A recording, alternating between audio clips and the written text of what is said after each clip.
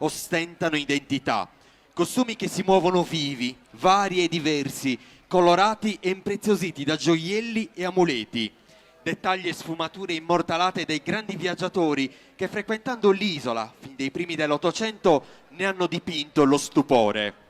E poi nella città dei cori il canto polifonico, come avete visto, trova una delle sue anime più vive. E tra poco avremo anche modo di parlare di una delle canzoni d'amore conosciute in tutto il mondo.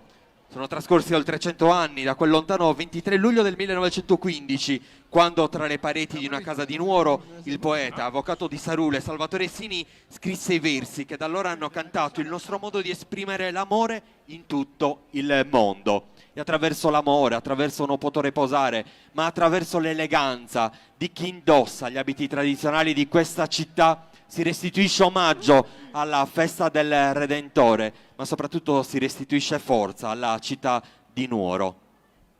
De gracias a Senora, viva cosa novena, su mese Sant'Andria. De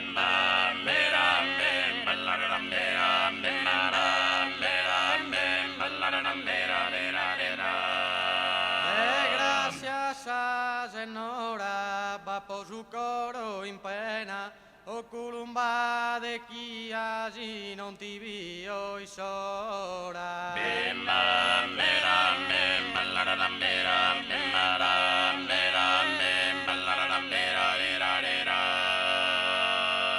O Redentore, appronta sir filadas a gente de Nugoro.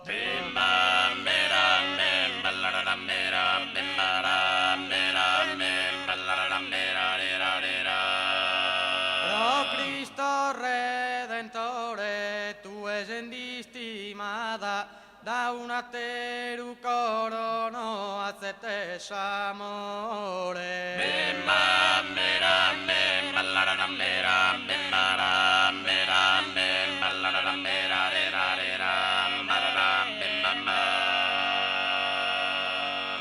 Grazie. Il tenore Soziu Nugoresu nasce da una tensione di concordanza, è il colpo di voce a chiedere un'intesa e l'arte millenaria del canto a tenore è accompagnata da testi poetici opportunamente armonizzati e di secolare bellezza.